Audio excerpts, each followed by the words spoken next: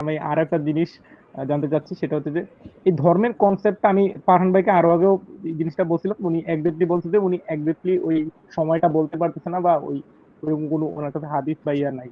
তো আমি আপনার উদ্দেশ্যে বিশেষ করে বলছি যে ধর্মের কনসেপ্টটা কিভাবে আসলো, বা এই ধর্মটা কেন তৈরি করা হলো, বা কি কারণে মানুষের মনে হলো যে আমাদের এরা ধর্ম বা ঈশ্বর আছে, বা সৃষ্টিকর্তা আছে, বা আল্লাহ আছে, বা যে কোনো কিছু, এই কনসেপ্টের শুরুটা কোথা থেকে হলো, বা কিভাবে এটার উৎপত্তি, যদি আপনি যদি জানেন তাহলে একটু ভালো হয়। ভাই ধর্মের উৎপত্তি তো এটা তো একটা মানে বিরাট আলোচনার ব্যাপার। ধর্মের উৎপত্তি হইছে মানুষের অজ্ঞানতা থেকে। মানুষ একটা সময় যখন মানুষ গুহা যুগে বসবাস করত বা তারও আগে, সেই সময় মানুষ আ অনেক প্রাকৃতিক ঘটনা দেখতো, যেই ঘটনাগুলা কেন ঘটতেছে সেই জিনিসগুলা মানুষ জানতো না। আ কিন্তু তাদের আশেপাশের যে মানুষেরা তারা তো মনে করেন প্রাচীন একটা আ ট্রাইবে, প্রাচীন একটা গোত্রের ভিতরে একটু গুরুজন বইলা একজন লোক আছে। একটু বয়স্ক, একটু গুরুজন। এখন হঠাৎ করে একদিন আকাশে বিদ্যুৎ চমকাইলো। এখন সবাই গিয়ে পোলাপান গিয়ে মানে ওই মানে বৃদ্ধ লোকটারে, একটু বয়স্ক লোকটারে গিয়ে জিজ্ঞেস করল, "আচ্ছা এই যে বিদ্যুৎ চমকাইতেছে এটা জিনিসটা কি?"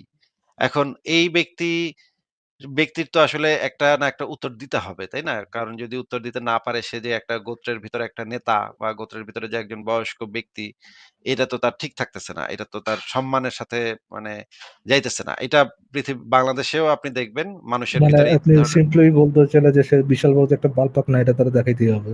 এটা তো তার দেখাইতে হবে। বালপাকনা মানে মানে প্রমাণ করতেই হবে। আপনি যেকোনো জায়গাতেই দেখবেন যে মানে বাংলাদেশের গ্রামে-গঞ্জেও দেখবেন কোন একটা প্রশ্ন করলে ধুনফুন একটা উত্তর দিয়া ফালায় মানে না, মানুষজন। মানুষজনের ভিতরে এই টেনডেন্সিটা আছে যে আমি যে এই জিনিসটা জানি না, এই জিনিসটা যে আমি যে জানি না এটা স্বীকার করাটা কিন্তু একটা সাহসের কাজ, হ্যাঁ? এটা কিন্তু সবাই করতে পারে। ঠিক আছে? ভাই আমি এটা বলতে পারি না। বিদ্যুৎ চমকাইতেছে কেন এটা আমি তো বলতে পারি না ভাই। আমি জানি না ভাই। এইটা বলাটা বেশিরভাগ মানুষের পক্ষে এটা বলাটা কঠিন। তারা তখন একটা গু গল্প তৈরি করে যে আসমানে একটা দেবতা আছিল, সেই দেবতাটা আরেকটা দেবতার পাছায় একটা বাড়ি মারছে, ওই বাড়ির শব্দ তোমরা পাইতেছ। এরকমের একটা গল্প তারা তখন বলত, এবং এই তৈরি।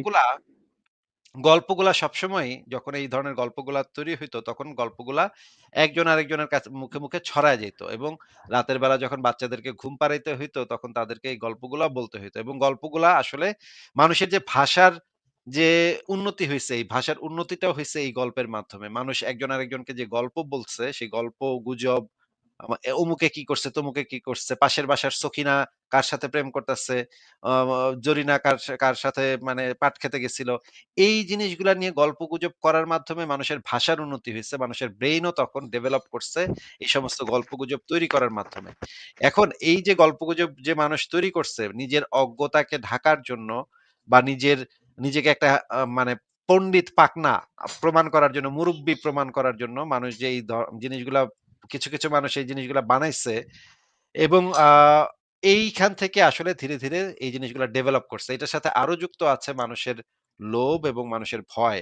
মানুষ যেই জিনিসগুলা সম্পর্কে ভয় পাইতো, সেই জিনিসগুলা সম্পর্কে যেমন ধরেন আপনার বাচ্চাকে যদি আপনি বলেন যে, "তোমার তো বয়স মাত্র ৫ বছর, তুমি বাইরে ঘুরতে যাও না।" এইটা বললে সে হয়তো শুনবে না। কিন্তু আপনি যদি তাকে বলেন, "বাইরে একটা ডাইনি বুড়ি আছে, সে তোমাকে খেয়ে ফেলবে। তুমি যদি আ বাইরে ঘুরতে যাও", আপনি তার নিরাপত্তা চান। আপনি চান যে সে যেন নিরাপদে থাকে। এই কারণেই আপনি অনেক সময় বলেন যে, বা আমাদের ফ্যামিলিতে অনেক সময় বলে দেয় যে, "তুমি বাইরে যাও না, বাইরে ছেলে ধরা আছে বা পেত্নী আছে, তোমাকে ধরে নিয়ে যাবে।" তখন বাচ্চাটা এই গল্পটা শুনে ভয় পেয়ে সে আর বাইরে যায় না। তখন মানুষ এই রাইট। জিনিসটা, মানুষ তাদের মানে সমাজের ভিতরে এই জিনিসটার চর্চাটা দেখছে যে মানুষকে এই ধরনের কিছু ভয়ভীতি দেখাইলে মানুষ যারা একটু কম বুদ্ধিমান, কম বুদ্ধি সম্পন্ন, তারা ভয় পেয়ে সেই কাজটা হয়তো করবে না। সমাজে কিছু শান্তি শৃঙ্খলা রক্ষার জন্য কিছু নিয়ম কানুনের তৈরি করতে হয়েছে মানুষের। কিন্তু সেই নিয়ম কানুনগুলা দেখা গেছে যে বেশিরভাগ মানুষ মানতে চায় না। কিন্তু যদি তাদেরকে নিয়ম কানুনগুলা কি আ এমন একটা জিনিসের মাধ্যমে তাদেরকে বলা হয় যে এইটা কিন্তু দেবতায় দিছে। এই নিয়মটা কিন্তু তুমি যদি এই নিয়মটা না মানো, তাইলে কিন্তু দেবতায় তোমার এই যে পিরানটা পিরাইবো, এক্কারে মাইরা লেবো। হ্যাঁ? এই ভয়টা যখন মানুষের ভিতরে মানে ঢুকানো গেছে, তখন দেখা গেছে তারা সেই ভয়ের কারণে সেই নিয়মগুলা মেনে চলতে বাধ্য হচ্ছে বা নেতার অনুসরণ করতে বাধ্য হচ্ছে। এইভাবে সমাজে এই ধরনের গল্পগুজব, এই ধরনের ধর্ম, এই ধরনের নিয়ম-কানুন এইগুলার আস্তে, আস্তে উৎপত্তি ঘটছে এবং বিকাশ ঘটছে। এগুলার সাথে পলিটিক্যাল ব্যাপারও জড়িত ছিল। একজন নেতা সবসময় চায় তার আ যে ক্ষমতা তার বজায় যে থাকুক। জনগোষ্ঠী সে যেন তার অনুগত থাকে। সে যখন যুদ্ধ করতে যাবে, একটা যোদ্ধা বাহিনী পাশের গোত্রের সাথে মারামারি করবে, তখন আমার হুকুম যেন তারা একদম অন্ধভাবে ফলো করে। এটা যদি করতে না পারে তাইলে কিন্তু আমরা জিততে পারব না। এই কারণে সবসময় মানুষকে এই ধরনের গল্পগুজবের মাধ্যমে তাদেরকে একটা নির্দিষ্ট আ বিশ্বাসের ভিতরে আবদ্ধ থাকতে তাদেরকে বাধ্য করা হইছে এবং তাদেরকে এই গল্পগুজবগুলা যে তুমি যদি আমার পক্ষে যুদ্ধ করো তাইলে জান্নাতে তুমি অনেকগুলা মেয়ে পাইবা। তাদের সাথে তুমি অনেক কিছু করতে পাইবা।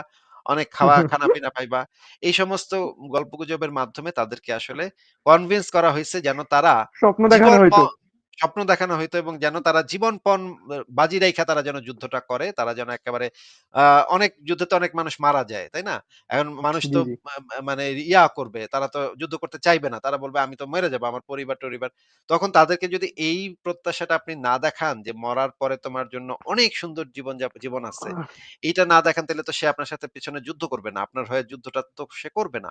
এই কারণে অনেক কিছু এটার আরো অনেক কারণ আছে। অনেক বিস্তারিত ব্যাখ্যা আছে। আমি সংক্ষেপে আপনাকে সামারি বললাম। ঠিক আছে বলেন। হুম, হুম। আমি আমি বুঝতে পারছি। আসলে আমি কিছুদিন আগে একটা গল্প পড়ছিলাম। তো somehow ওই গল্পটার সাথে কানেক্টটা মিলে যাচ্ছে। মানে গল্পটা আমি ছোট করেই বলি। গল্পটা হচ্ছে যে আমরা এখনো অ বাংলায় বা গ্রামের বাড়িতে বা অনেকেই একটা প্রবাদ বলে যে রাতের বেলা রাস্তায় বিলাই পড়লে যাওয়া উচিত না।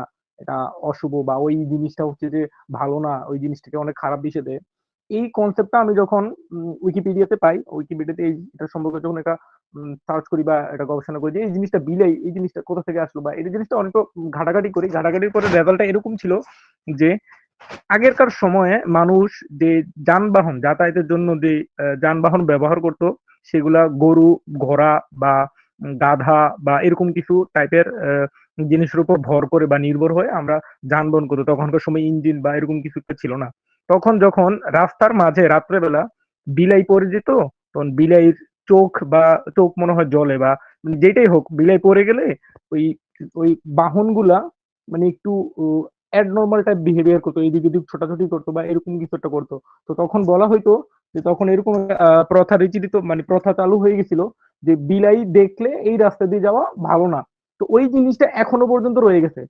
আমরা উন্নতি করতে পেরেছি, আমরা আমাদের মানুষ অনেক ডেভেলপ করছে, কিন্তু আমাদের ভিতরে যেই ধার্মিক বা যেই একটা কুসংস্কার গুলো যে ঢুকিয়ে দেওয়া হয়েছে, এগুলা কিন্তু এখনো মানুষের মধ্যে রয়ে গেছে, অনেক বেশি পরিমাণে রয়ে গেছে। এগুলা কিন্তু এখনো একদম, হচ্ছে একদম। যে যায় না। একদম যে আমরা যখন গুহা যুগে বসবাস করতাম বা আমরা যখন শিকারী ছিলাম, জঙ্গলে ঘুরতাম, সে সময় আমরা অন্ধকারকে ভয় পাইতাম। কারণ অন্ধকারে নানা ধরনের জীবজন্তু রাতের অন্ধকারে লুকায় থাকবে এবং আমাদের উপর ঝাঁপায় পড়তে পারে। এই কারণে আমরা অন্ধকারকে ভয় পাইতাম। কিন্তু সেই অন্ধকারের প্রতি ভয়টা কিন্তু এখনো আমাদের ভেতরে রয়ে গেছে। আমরা কিন্তু এখনো অন্ধকার হয়ে গেলে আমাদের গা ছমছম করে, আমাদের লোম খাড়ায় যায়। তাই না? একটু যদি শব্দ শুনি, হুস করে একটু শব্দ, বাতাসের একটু শব্দ, তাহলে দেখা যায় আমাদের বুকের ভিতরে ধক ধক মানে হৃৎপিণ্ডের গতি বেড়ে যায়। এই জিনিসগুলো আমরা প্রাচীন মানে ইসের থেকে নিয়ে আসছি, বহন করে নিয়ে আসছি। আপনাকে আমি একটা মুভির নাম বলতে পারি। আ আ আ নাহিদ ইসলাম ভাই, আপনি এই মুভিটা ওকে, দেখতে পারেন। আ অবশ্যই। মুভিটা খুবই চমৎকার। আমি যখন দেখেছিলাম আমার কাছে খুবই ভাল লাগছিল সিনেমাটা। আচ্ছা, আপনারা যারা অনেক কিছু। দর্শক আছেন তারাও দেখতে পারেন। মুভিটার নাম হচ্ছে 'the gods must be crazy'. এইটা একটা ট্রাইবের একজন মানুষ।